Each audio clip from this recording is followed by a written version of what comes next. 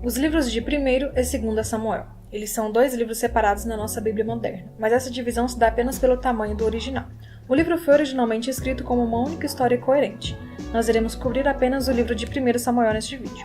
Então, após Israel ter sido libertada da escravidão do Egito, eles fizeram um pacto com Deus no Monte Sinai, e eventualmente chegaram na Terra Prometida.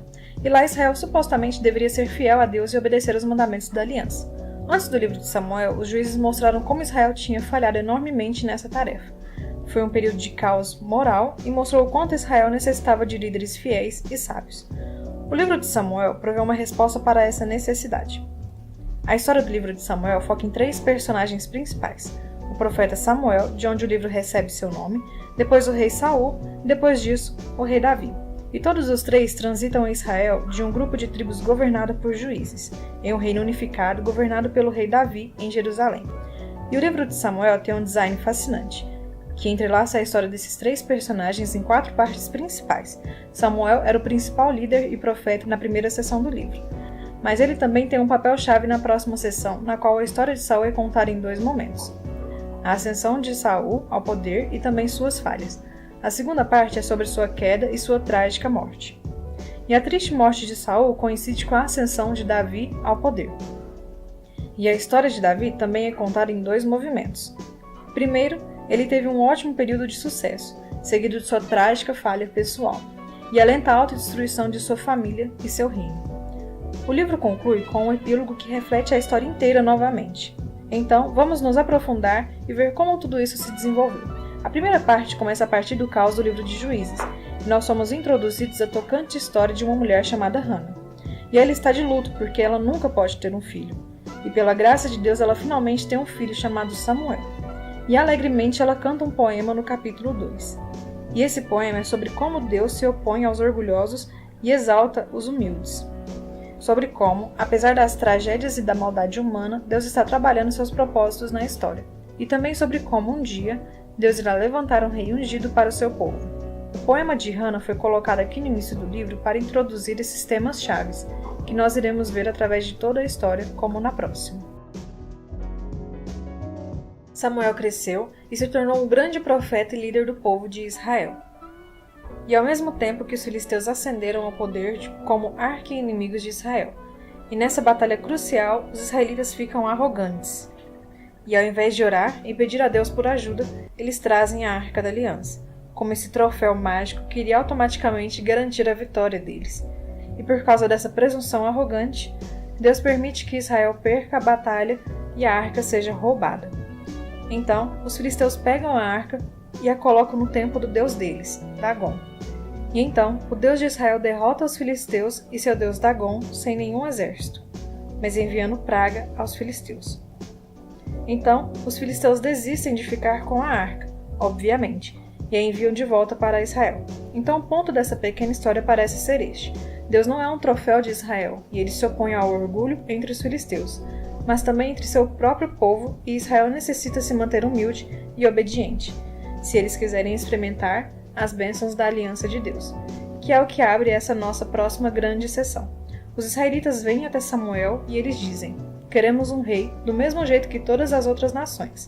Vá e encontre um para nós. Então Samuel fica um pouco irritado, e ele vai se consultar com Deus. E Deus diz que os motivos de Israel estão todos errados, mas se há um rei que eles querem, dê-lhes um.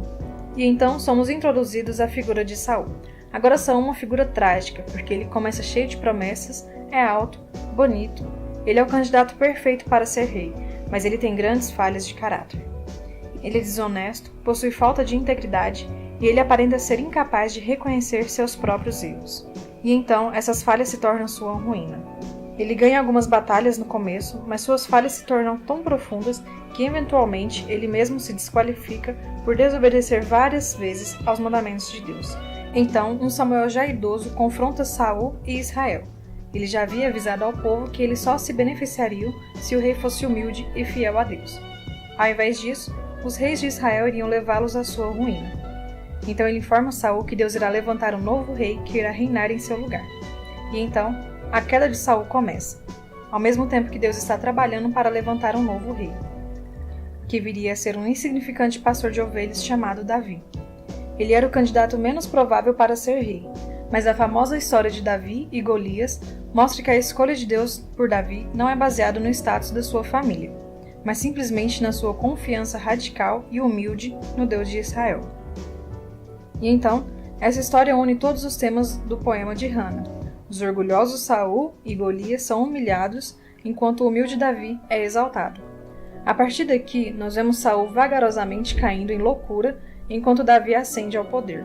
Então Davi começa a trabalhar para Saul como um general, e ele começa a ganhar todas as batalhas e toda a fama. E então Saul fica com inveja e começa a perseguir Davi, caçando e tentando matá-lo. Davi não havia feito nada de errado, e ele então simplesmente foge e aguarda no deserto. E aqui nós vemos o verdadeiro caráter de Davi. Ele teve inúmeras oportunidades de matar Saul, mas ele não o faz. Ele simplesmente acredita que, apesar do mal de Saul, Deus irá levantar um rei para o seu povo. O que é interessante e que grande parte dos poemas de Davi que encontramos nos livros de Salmos estão conectados a esse período de sua vida, e eles todos expressam a mesma atitude de confiança. E então essa seção do livro termina com Saul sofrendo uma morte macabra após perder uma batalha para os filisteus. 1 Samuel nos conta uma das histórias mais complexas e bem contadas que encontraremos na Bíblia, e os personagens de Saul e Davi são retratados de uma maneira bem realística. E o autor os destaca de uma forma onde você pode se ver nesses personagens. Na história de Saul, nós vemos um aviso. É crucial que façamos uma reflexão nas nossas próprias falhas de caráter, e como elas nos machucam e machucam outras pessoas. E com a ajuda de Deus, nós precisamos nos humilhar e tratar esse nosso lado sombrio, para que a história de Saul não se torne a nossa história. Davi, por outro lado, é apresentado como um exemplo de paciência e confiança no tempo de Deus em nossas vidas. E enquanto ele corria pelo deserto, sendo perseguido por Saul, Davi tinha todas as razões para pensar que Deus o havia abandonado. Mas não é isso que ele pensa. E então, a história de Davi nos encoraja a confiar, que apesar da maldade humana, Deus está trabalhando em seus propósitos, para se opor ao orgulhoso e exaltar os humildes. E é sobre isso que é o livro de 1 Samuel.